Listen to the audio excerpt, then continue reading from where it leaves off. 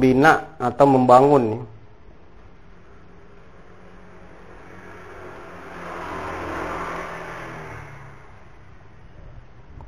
Kalau binaan berarti bangunan. Ini panjang lagi nanti kalau dibahas masalah konsep membangun itu seperti apa. Intinya pada prinsipnya membangun itu memindahkan dari konsep ke dalam kenyataan gitu. Ya kalau mau simpel contohnya membangun rumah gitu ya, sehingga menjadi binaan bangunan. Pada prinsipnya kan itu memindahkan aja. Memindahkan batu dari sini ke situ. Sesuai konsep ya. Konsepnya misalnya ini berapa ukurannya, ini terus modelnya seperti apa, tegaknya berapa, dan seterusnya itu konsep ya. Pasir pindah, terus sesuai konsep terbentuklah bangunan gitu. Itu konsep membangun. Nah, isi dari ala khomsin tadi itu salah satunya saum. Berarti saum Ramadan itu merupakan pembangunan juga. Pembangunan Islam ya. Islam dibangun atas 5 pembangunan, jadi pembinaan atau pembangunan. Salah satunya saum Ramadan. Nah, mulailah masuk ke syahrul Ramadan, berarti kan ada Ramadannya di sini kan. Syahrul Ramadan alladzi unzila. Di dalam syahrul Ramadan itu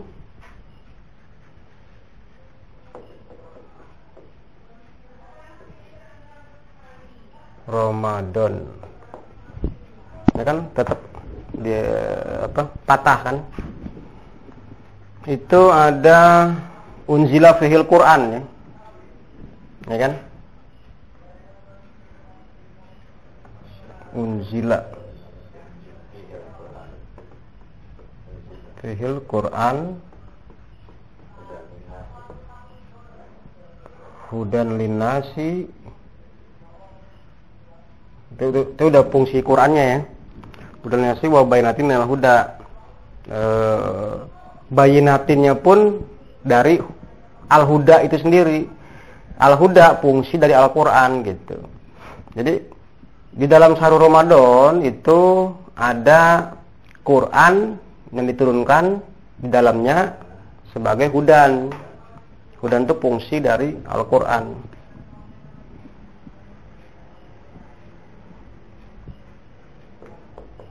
Linnasi. Nah, wa bayyinatin minal huda.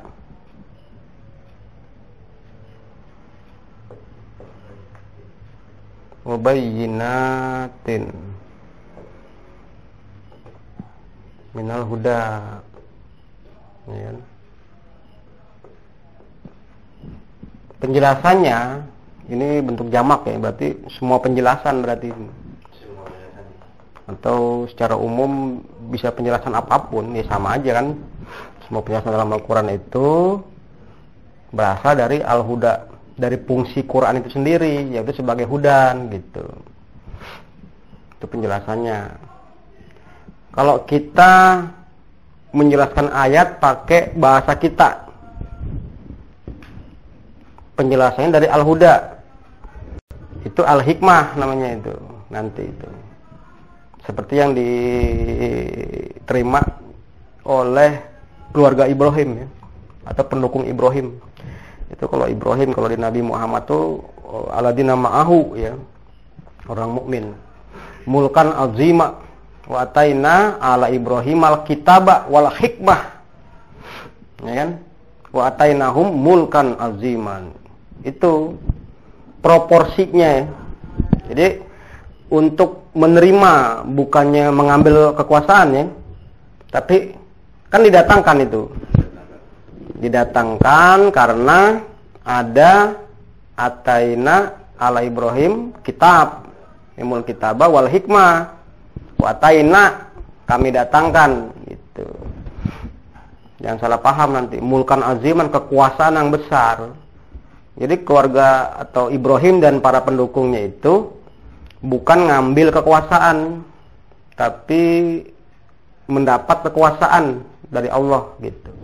Akibat apa? Atau karena apa? Ada Alkitab, ada Al-Hikmah gitu. Ya, jangan nanti jadi teroris lagi. Kekuasaan yang ada mau direbut lagi. Sekarang ini banyak ya, banyak isu-isu teroris segala macam itu. Saya amati, saya teliti secara pribadi ya. Tentunya dengan ayat-ayat yang sudah dipahami. Kelihatannya masih disebabkan karena itu tadi. Tidak utuh ayat, memahami ayat secara keseluruhan per bidang-bidang ya. Tetapi sudah berkomentar kemana-mana, sudah menyimpulkan ya. Sehingga menjadi yaitu tadi teroris segala macam, salah paham, mengakibatkan fitnah teroris ya, dengan berbagai istilah yang ada dan mungkin akan muncul baru-baru lagi istilah, tapi prinsipnya sama aja gitu, penyebabnya sama, akibatnya sama gitu. Sampai mana tadi? Ini ya, ini masih dalam syahrul Ramadan. Unzila fil Qur'anu hudan linnas wa bayyinatin minal huda. Ada jadi Quran diturunkan. Ini kalau dibahas panjang lagi nih, unzila, Al-Qur'an diturunkan. Ya kan? Pengertian diturunkan itu bagaimana itu? Apa kertas dari langit turun ke bawah apa bagaimana itu kan? Jangan sampai multi tafsir gitu maksud saya. Pengertian menurunkan itu. Makanya saya pernah ditanya oleh guru agama itu. Guru agama itu ditanya oleh anak muridnya, anak SD ya. Bagaimana Pak, malaikat Jibril itu kan tugasnya menyampaikan wahyu. Sementara kan wahyu sudah turun semua. Sudah turun gitu kan bahasanya kan. Berarti pakai ini turun. Nah, berarti malaikat Jibril itu tugasnya apa sekarang gitu. Itu kan karena bingung memahami istilah turun ya kan, kayak di surat Inna anzalnahu fi qadar wa ma adra kama lailatul qadar khairum min alfi shahr tanazzalul malaikatu waruhu. Itu kan turun juga itu. Turun terus menerus sebenarnya maknanya itu. Malaikat dan ruh. Malaikat dan ruh, ruhnya itu ruh apa itu? Kembali ke sini nanti itu. Wa kadzalika auhayna ilaika ruhan min amrina. Ruh juga di situ. Jadi malaikat bawa dengan bersama ruh tadi. Ruh budaya, ruh ilmu. Turun di bulan Ramadan. Gitu. Mekanismenya bagaimana? Qumil laila ila qalilan. Nisfahu awin qus minhu qalilan. Au zid alaihi waratilil qur'ana tartilan. Jadi ada kegiatan memenuhi perintah ratilil qur'ana tartilan, otomatis Quran turun menjadi inna sanulqi alaika qaulan tsaqilan gitu. Jadi enggak serta-merta Quran itu turun karena Nabi berdiam diri gitu. Sudah jelaskan kan kehendak Allah berupa rancangan khair dan syar diajarkan kepada manusia menjadi kehendak manusia kan. SOP-nya adalah faman syaa falyu'min wa man syaa falyakfur. Siapa yang berkehendak iman maka imanlah, siapa yang berkehendak kufur maka kufurlah. Sehingga menjadi imma syakiron wa imma kafuron. Kedua-duanya kehendak Allah. Ya kan? Yusabit, baik yang yusabitullahu allazina amanu bil qauli sabiti maupun yang wa yudillullahu zalimin. Dari mana kita bisa lihat wa yaf'alullahu ma yasha. Semua itu perbuatan Allah ya. Apa yang Allah kehendaki, perbuatan Allah yang Allah kehendaki gitu. Hakikatnya gitu. Allah berkehendak, kehendaknya itu diajarkan kepada manusia. Manusia menjadi berkehendak, memilih kehendaknya itu mau iman maupun mau kufur gitu. Jadi kalau dibawa ke sini berarti ada, kalau ditarik sejarah lagi di Gua Hiro lagi nanti itu ada jeritan dulu, ada ratapan harapan ya Nabi Muhammad itu. Baru Jibril datang, malaikat Jibril kan. Jadi ada secara praktisnya itu ada SOP dulu gitu yang diterapkan. Ada pemenuhan perintah ratil Quran turun, baru Quran turun gitu. Oh, berarti penjelasanmu dari Hudan juga. Itu salah satu dari kegiatan ya. Kegiatan di bulan Ramadan. Jadi bisa nggak dikatakan salah satu kegiatan di bulan Ramadan kita nanti itu menurunkan Al-Quran, dalam arti melakukan kegiatan sebagai pelaksanaan SOP Ratil Quran, sehingga Quran itu turun di bulan Ramadan gitu. Bisa nggak dikatakan begitu? Nah, SOP itu juga ada Ratil Quran tartilan di luar sholat, ada juga yang dalam sholat. Kan sama-sama membaca Quran itu. Di dalam sholat juga membaca Quran, tapi pakai kaifiat tertentu kan. Pakai kaifiatnya gitu. Pakai cara-cara yang khusus ya. Tidak boleh makan, tidak boleh minum, tidak boleh banyak ininya gitu. Itulah pemenuhan perintah dari wa minal laili fatahajjat bihi ya. Prakteknya di sunnah Rasul. Ya, kita tidak masuk ke masalah apakah berjamaah atau tidak. Tapi kedua-duanya harus diketahui fungsi masing-masing, baik sholat sendiri dan sholat berjamaah dalam kaitannya dengan tahajud ya. Tahajud itu sebagai kelangsungan ya, atau kelanjutan dari pemenuhan perintah Ratil Quran, sehingga ini turun di ayat terakhir di surat Muzammil itu kan faqra'u ma tayassara minhu wa aqimus shalat ya kan. Apa-apa yang hasil ratil itu bacalah, setelah membaca itu bawa ke sholat gitu. Tegakkanlah sholat. Itu kelanjutannya. Sholat itu ada berbagai macam jenisnya kan. Salah satunya adalah sholat tahajud. Nah, tahajud di dalam syahrul Ramadan itu ada gitu. Di luar syahrul Ramadan juga ada tahajud. Tapi di sini istimewa. Kenapa istimewa? Disebut istimewa itu karena khas ya. Karena khusus, karena berbeda gitu. Dia sebulan penuh gitu. Tahajudnya itu. Selain di luar syahrul Ramadan. Ya. Jadi kegiatan dalam setahun dituang dalam 1 bulan, yaitu bulan Ramadan. Makanya kenapa syahrul Ramadan itu bisa dikatakan bulan istimewa, karena dia merupakan bulan yang khusus dibanding bulan-bulan yang lainnya. Dilihat dari kegiatannya gitu. Kegiatannya di dalam itu padat ya. Tetap kita harus tahu dalam rangkanya itu ya, yaitu Quran turun ya. Nah, terus ada lagi kalimat selanjutnya gimana? Wa bayyinal minal huda wal furqan ya. Ini ada fungsi Quran juga, wal furqan.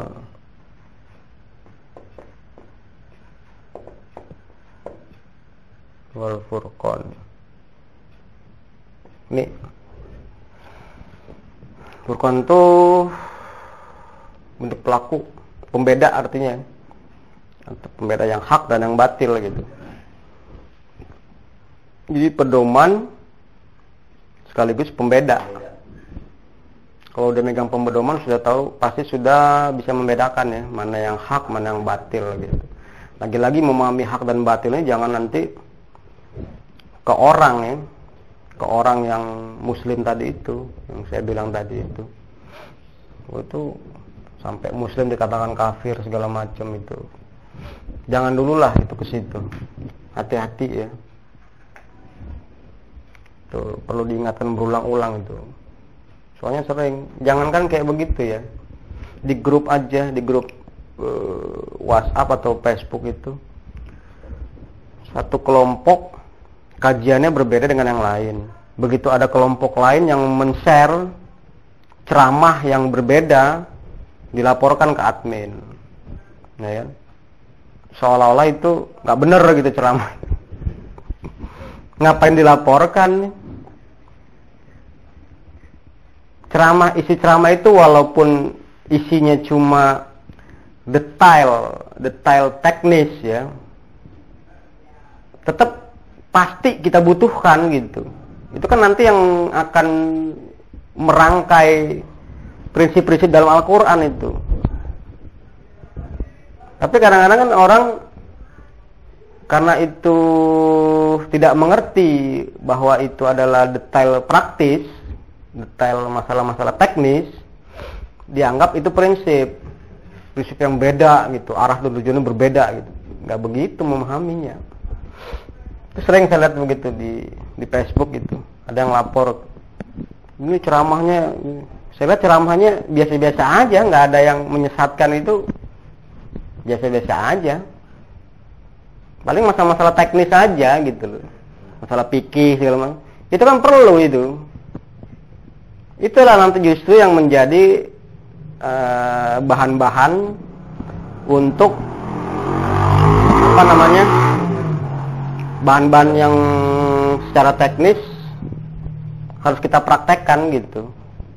Sesuai dengan prinsip-prinsip yang terkandung dalam Al-Quran gitu. Itulah namanya akhlak Nabi, itu kan begitu. Kalau bicara sunnah itu kan praktek, ya kan. Jadi jangan dipersepsikan sebagai hal yang negatif lah gitu. Kalau ceramah-ceramah yang ada itu, sekarang kan banyak perbedaan itu. Ini sampai kemarin kan ada juga yang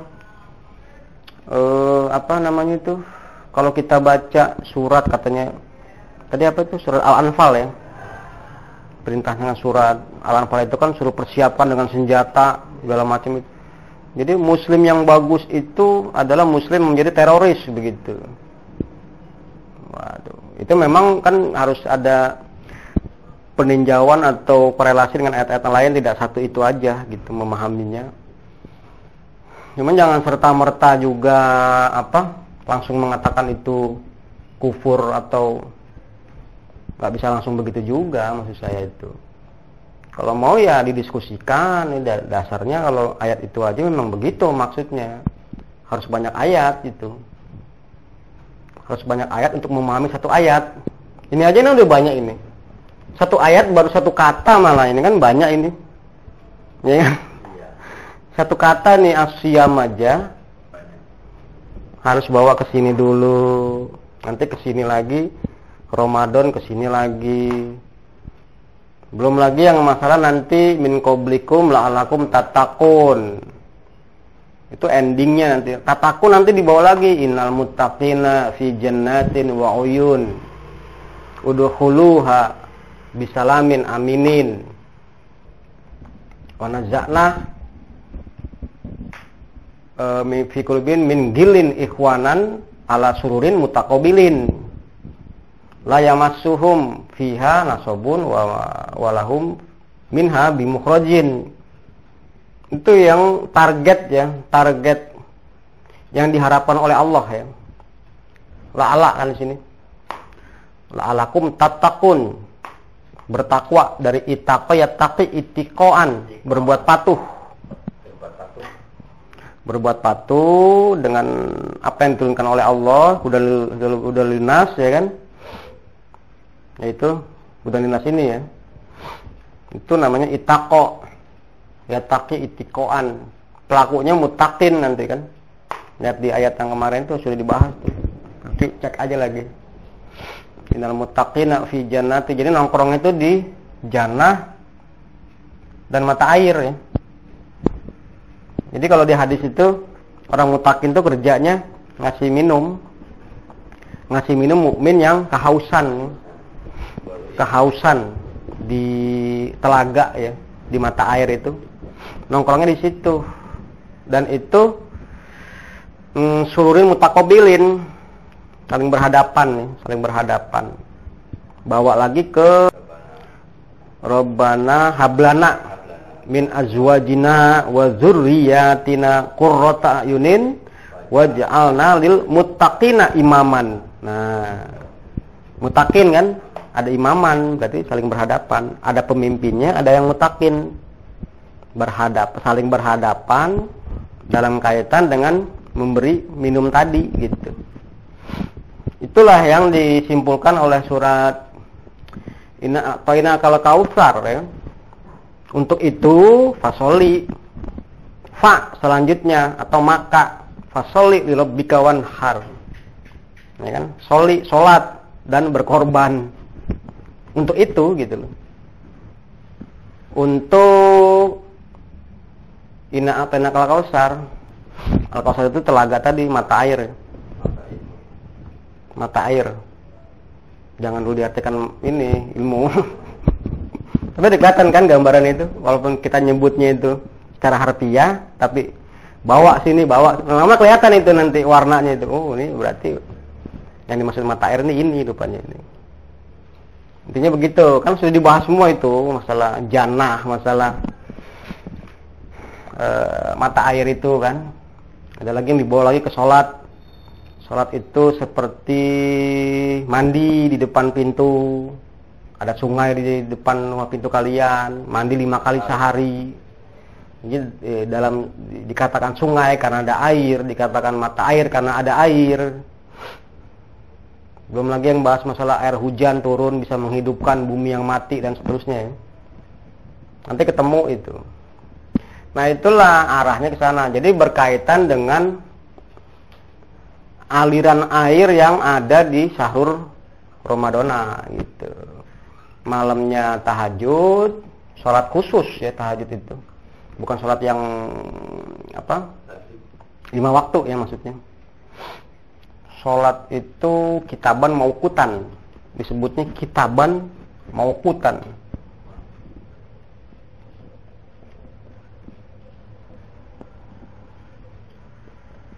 Mauqutan. Kitab yang ditentukan waktunya gitu. Kitab yang ditentukan waktu-waktunya, 5 waktu maksudnya ini. Jadi pengkitapan, ada pengkitapan yang ditentukan waktu-waktunya. Itulah kegiatan sholat itu pada dasarnya itu. Kalau lihat dari sini pembangunan berarti ada yang dipindahkan, ya kan? Dari hasil ratil pindah ke sholat gitu. Dan itu dilakukan selama sebulan penuh melalui tahajud tadi gitu. Jadi satu hari kira 1 juz lah ya. Bisa nggak kira-kira itu? Berarti kan 30 juz kan sebulan kan? Jauh ya kalau sunnah Rasul ya. Kalau ngikut sunnah sama dengan sunnah Rasul jauh ya. Kalau hitung-hitungan secara cepat begitu, Rasul sebulan hatam, berarti 1 kali tahajud 1 kali tahajud itu 1 juz berarti. Kan semua ada 30 juz kan? Ya kalau kita paling inilah 1 ain lah paling ya. 1 paragraf. Nah, itu malam harinya kan? Wa minal laili fatahajjat bihi. Siangnya setelah fajar ya, mulai dari fajar ya. Baru waman syahida minkumus syahra falyasumhu. Baru dia mulai siam ya. Melakukan kegiatan yang dinamakan as-siyam ini sebagaimana ditetapkan atas orang-orang sebelum kalian. Berarti sebelum kita, kalau ini letaknya di Nabi Muhammad berarti sebelum Nabi Muhammad. Kalau ini letaknya di Nabi Isa berarti sebelum Nabi Isa gitu. Dan seterusnya ya. La'alakum tatakun berarti sama. Lan fariqu baina ahadim min rusulis. Sami'na terhadap ini enggak? Atokna terhadap ini enggak? Berlaku enggak dari zaman Nabi Adam sampai Nabi Adam? Seperti itu. Kan min qablikum. Sebelum kalian. Kalian itu umum ya. Kalau yang ditunjuk kumnya itu zaman Nabi Muhammad berarti Nabi Isa. Kalau zaman Nabi Isa berarti sebelumnya terus begitu. Enggak terbatas dia. Sebelum kalian itu. Berarti ada gitu loh. Zaman dulu tuh ada saum juga, ada siam juga di situ. Termasuk umat Nabi Isa pun merasakan saum juga ya. Ya iya. Itu di surat Maryam ternyata ada istilah saum juga itu. Itu yang kadang sering saya pernah ngebahas juga masalah kertas ya. Kertas itu kan ditemukan tahun 1817 apa nggak salah itu. Kertas. Rupanya di Quran tuh ada sudah ada zaman Nabi Musa. Qirtosun disebut. Ya, ibaratnya kertas-kertas yang berserakan gitu. Kan diksinya kan kirtosun itu. Berarti Nabi Musa dulu sudah mengenal kertas gitu. Disebutnya kirtosun. Cari aja di ayat itu. Kirtosun. Nantilah itu melenceng itu pembahasannya itu. Balik ke sini dulu. Sampai mana tadi ya? Min qablikum. Nah, ini harapannya ke sini, ke mutakun. Kalau ini kan ayat ke ininya ya, 185 ya. 85-nya ya. Wa bayyinatin minal huda wal furqan. Faman syahida minkum syahra falyasumhu wa man kana maridun. Itu masalah ini aja, masalah teknis. Kalau dalam perjalanan segala macam itu ya. Yuridullahu bikumul yusra wala yuridu bikumul usra. Wali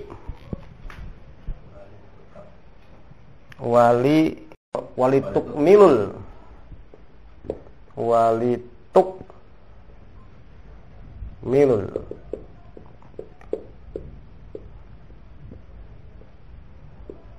Iddata.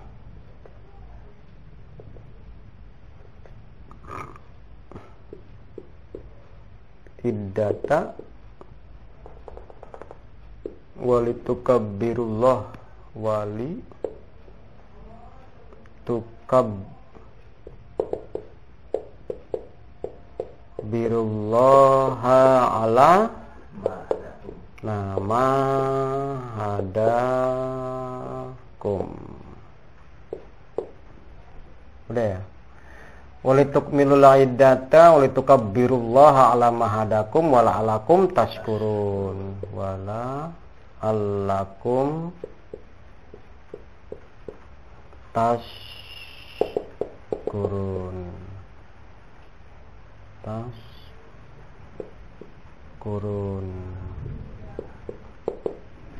Ada yang saya mau angkat ini li-nya ini. Li berarti ada tujuan-tujuan tertentu dalam syahrul Ramadan gitu. Kalau ini kupasannya banyak kalau ini kan. Ini soalnya kan guna kalian mengganti bilangan di min ayamin ukhur, di hari-hari yang lain gitu. Berkaitan dengan tadi yang sakit, perjalanan ya kan. Tujuan. Jadi ada peraturan-peraturan khusus yang harus diterapkan dalam syahrul Ramadan berkaitan dengan ketetapan saum atas kalian dan sebelum kalian gitu. Jadi ada batasan-batasan di mana kalau kurang atau lebih itu akan terjadi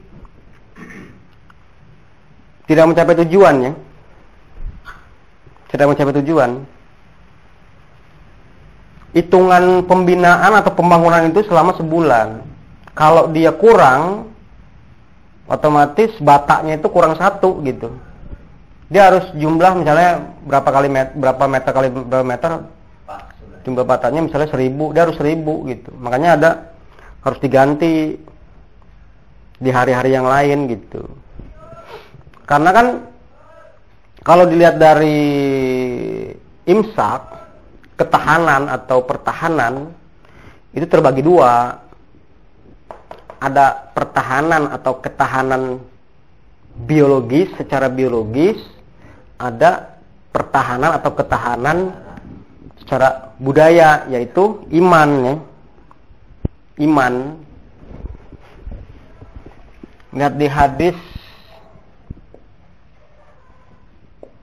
asyamu nisfu sabri.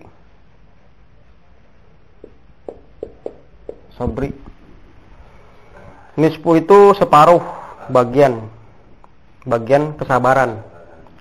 Ini panjang lagi nanti ngomongin kesabaran ini. Lihat di surat Faka'ayin Al-Baqarah. Al-Baqarah berapa itu? Ini Anisa. Ali Imran ya, ayat Faka'ayin min nabiyyin qatala ma'hu ribbiyuna katsirun fama wahanu.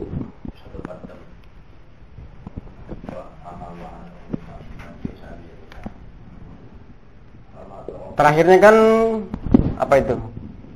Wallahu yuhibbus sabirin, ya kan? Nah, yang dikatakan sabirin itu adalah mereka yang wahanu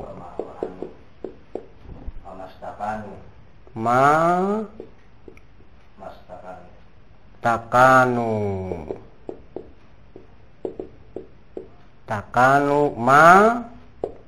da'ufu.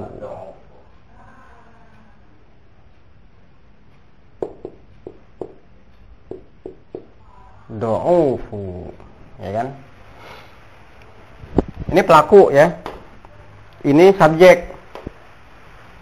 Subjek yang ada di sini adalah ini gitu loh. Secara memahaminya gitu. Jadi yang dikatakan orang-orang yang sabar itu dalam ayat itu, wahanu itu apa? Tidak lemah. Tidak lemah, tidak menyerah, tidak lesu. Gitu. 3 komponen itu, makanya kita singkat di sini. Ditambah lagi komponen surat Laisal Birro ya. Laisal Birro man amana laisal birro antuwallu wujuhakum qibalal mas wasabirina fil ba'sa'i wad dharra'i wa hinal peperangan di situ. Wasabirina dalam peperangan gitu. Berarti masalah sabar ini dalam kaitan dengan asyamu nisfu sobri, yang sobirinnya adalah yang mawahanu mastakanu madaufu ini, yang wasobirina itu dalam peperangan, itu berarti parameternya itu sabar, bisa dikatakan sabar kalau sudah bisa menghadapi peperangan tidak lemah, tidak menyerah, tidak lesu, nahan ya. Syamu sabar berarti ketahanan. Kalau sabar ini berarti masalah ketahanan gitu. Dalam peperangan yang sampai menegakkan bulu roma ya, bisa membuat merinding peperangan itu. Ada orang yang sabar dalam itu ya. Berarti tahan gitu. Kan kalau di kamus itu kalau nggak salah belum ada artinya kalau nggak salah. Bersabar aja kan, kembali gitu. Nah, kita coba di sini angkat ayat-ayat ini. Jadi semacam komponen ruang lingkup sabar di sini bisa kita representasikan dengan kata atau istilah, misalnya yang teguh bertahan bisa, atau yang tabah dan teguh ya. Atau tahan banting juga bisa itu. Ingat dari ayat-ayat ini. Nanti dicari sendiri aja ya. Yang pokoknya ayatnya itu tuh.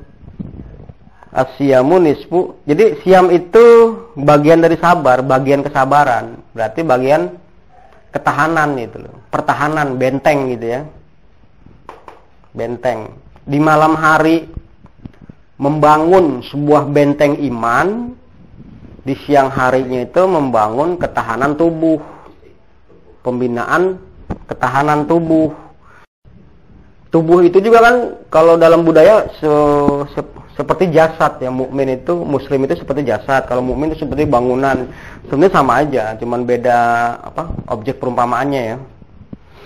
Saling menguatkan. Kalau satu sakit, semua meriang merinding gitu.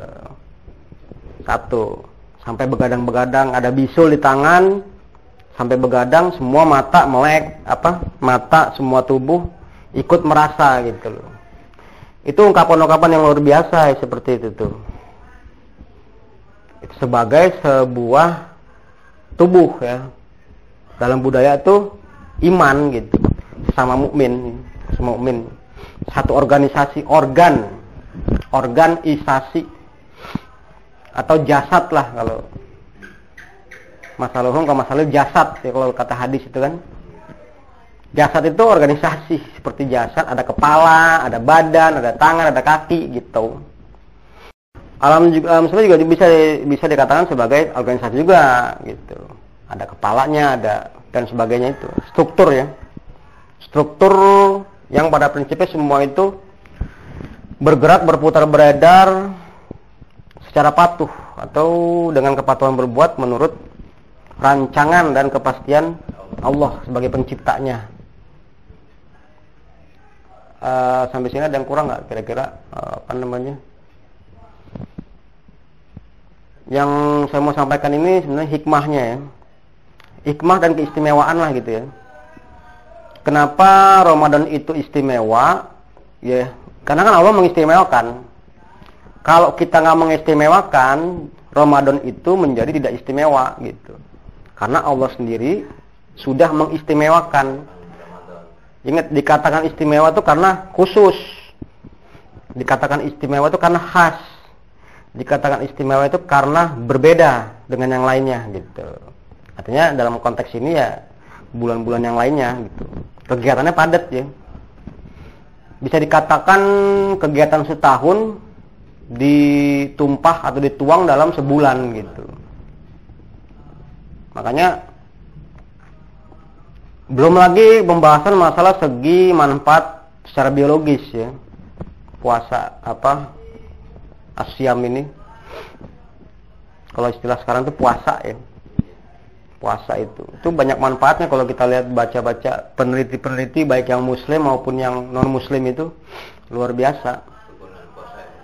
Ya, secara biologis.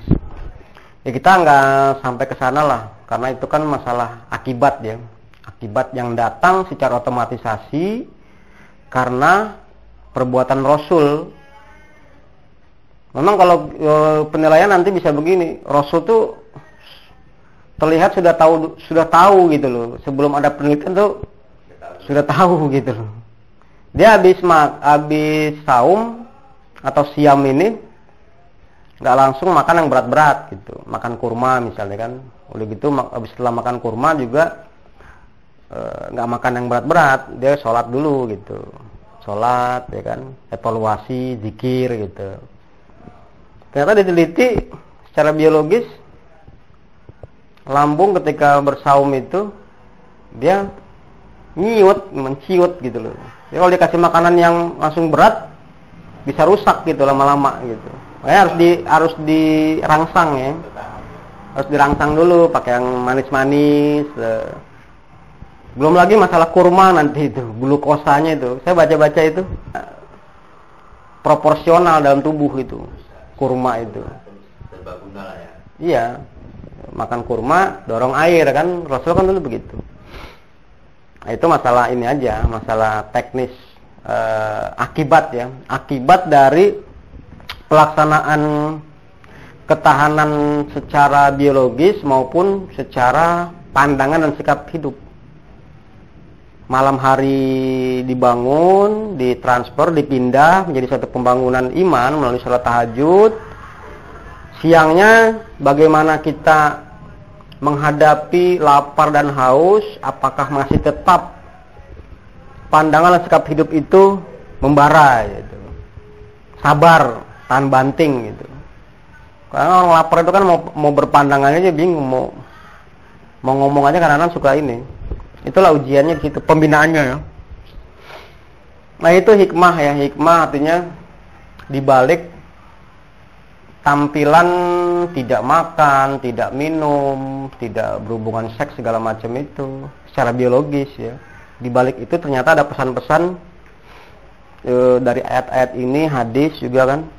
Ini aja kan nggak dikupas secara bahasanya, cuman langsung dibawa aja gitu loh. Ayat ini langsung dibawa ke hadis, ke ayat lain gitu. Membentukkan satu pengertian yang lebih luas lagi, lebih lengkap ya. Sampai di sini ada pertanyaan nggak kira-kira? Mudah-mudahan nggak ada yang kurang ya. Untuk masalah hikmah dan keistimewaan bulan Ramadan gitu. Sehingga nanti setelah terbangun satu ketahanan dalam Ramadan itu kabirullah ya. Ini kan? Ini mengagungkan sholat Allah atas apa yang dia pedomani kalian, Allah mempedomani kalian gitu. Jadi itu tadi yang saya bilang, dipedomani dalam ratil istimewa tadi, takbir ya. Kabbaro yukabbiru takbiron. Anda kan, kita kan di ujungan takbiran kan, tempik kemenangan gitu. Untuk mencapai tukabbirullaha ala, guna kalian mengagungkan ajaran Allah ya, dengan sholat. Wala alakum tashkurun, itu harapan dari tujuan ini gitu. Setelah kita mendapatkan itu, kita bersyukur gitu ya. Bersyukur. Ini ruang lingkup syukurnya ini. Tercapainya tujuan mengagungkan Allah atas apa yang dia mempedomani kalian gitu. Itulah isi dari syahrul Ramadan ya. Simple. Jadi pada hakikatnya Ramadan itu kegiatan pembangunan iman dengan pemindahan ayat Quran atau membukukan ayat dalam hati gitu. Tapi sebulan penuh dia. Itu evaluasi atau rangkuman dari selama setahun dituang dalam sebulan. Jadi khatam Quran gitu. Bukan sekedar khatam, hafiz ya. Kalau kita pinjam istilah itu hafiz, hafiznya dalam sholat itu. Tapi kita belum sanggup kayaknya ya. satu kali sholat satu juz itu kan, kalau Rasul kan bengkak ini kakinya itu ya. Kalau masalah tarawih nanti panjang lagi itu. Yang jelas ada hadis kan, hari pertama, hari kedua, hari ketiga banyak, terus selanjutnya selamanya dia sendiri sholat tahajud itu kan. Itu di zaman Umar bin Khattab nanti itu masalah tarawih. Kalau Nabi sholat malam selama itu sendiri, belum ada sholat tarawih gitu ya. Belum ada, di zaman Umar baru ada itu. Zaman Umar ada. Zaman Umar. Bahkan juga belum. Ya belum berarti zaman Umar waktu itu. Kan perintah Umar suruh berjamaah gitu. Oh, memang dia memberitakan untuk berjamaah. Iya. Apa? Sholat tahajud kan dia sendiri kelompok-kelompok. Sekalian aja kalau gitu berjamaah gitu. Cuman jadi masalah itu kan, perintah itu intonasinya seperti apa itu. Misalnya kan bisa jadi intonasinya seperti ini, seperti bapak memerintahkan anak. Terus aja kamu pulang malam, itu kan perintah juga itu. Terus aja kamu pulang malam. Nah, itu perintah kan? Karena dia dikemas dalam satu kitab bentuk tulisan, jadi kita nggak tahu kok intonasinya. Jadi bahasa lisan aja yang jadi catat itu ya. Iya. Kayak Quran ini juga begitu, Quran itu. Bahasa lisan aja. Ya, bahasa lisan dicatat, dituang dalam tulisan. Bagaimana memaknainya coba itu? Contoh kayak gini. Afala yatadabbarunal Qur'ana, ya kan? Kalau secara tata bahasa tulisan itu bentuk kalimat kata tanya yang seharusnya ada jawaban. Tapi kalau dalam percakapan bentuk pertanyaan itu tidak perlu dijawab. Itu salah satu contoh kecil aja itu. Ya, kita nggak sampai ke sana yang ngebahas masalah jamaah itu bagus atau enggak. Nanti dulu lah itu masalah itu. Yang jelas ada, faktanya itu ada, perintah berjamaah ada. Terus ada lagi yang masalah kullu bid'atin dolalah, ya kan? Rasul mengatakan begitu. Terus Umar mengatakan Ni'mal bid'ati hazihi. Dia mengomentari sholat yang berjamaah tadi, kan sebelumnya perintah dulu kan. Sekalian aja berjamaah. Ini kan sebaik-baik bid'ah gitu. Itu dasarnya. Dasar diadakannya sholat taraweh, kalau istilah sekarang tuh taraweh ya. Kalau di Arab malah di Mekah itu nggak ada taraweh, malah itu nyebutnya bukan taraweh itu malah. Qiyamul Lail kalau nggak salah itu. Tapi nanti cek lagi deh di internet itu, di Arab itu. Kalau nggak salah Qiyamul Lail itu pakainya itu, bukan taraweh. Walaupun berjamaah juga dia nyebutnya itu Qiyamul Lail itu. Kalau di hadis kan Qiyamul Lail, kalau di Quran tuh tahajud sebutnya itu. Tarawih itu dalam hadis berarti ya? Bukan juga, dari kitab-kitab fikih gitu. Kalau hadis tuh Qiyamul Lail disebutnya. Sebenarnya kalau diksi-diksi yang dipinjam itu jangan terlalu dipermasalahkan. Kalau mau ngebahas itu dari segi disiplin ilmunya aja gitu. Kalau diksi mah bisa apa aja itu, nggak masalah itu. Mau taraweh kayak mau apa? Kayak kita mau pakai istilah surga, puasa, sembahyang, nggak masalah kalau udah sama-sama ngerti maksudnya gitu. Tapi yang nggak ngerti ya itu tuh pemahaman surganya. Orientasinya itu loh. Orientasinya. Ya kayak kita sering nyebut CD. Kita sudah ngebahas tentang CD, compact disc maksudnya. Nggak mungkin kita CD itu terlalu dalam gitu kan, nggak mungkin, karena sudah kita bahas, sudah sama-sama ngerti aja. Pakai diksinya yang terserah selain bahasa Quran itu. Yang bagus sih pakai bahasa Al-Quran, cuma kan bagaimana kalau pakai bahasa Al-Quran semua? Kalau sama-sama mengerti mah enak juga kan? Perintahnya ada itu. Cuman bisa jadi kan? Itu perintah justru larangan gitu. Berdasarkan kullu bid'atin dolalah. Ya amal bid'ati hazihi juga inilah sebaik-baik bid'ah juga bisa juga kalau dia geram ayo. Intonasi geram gitu.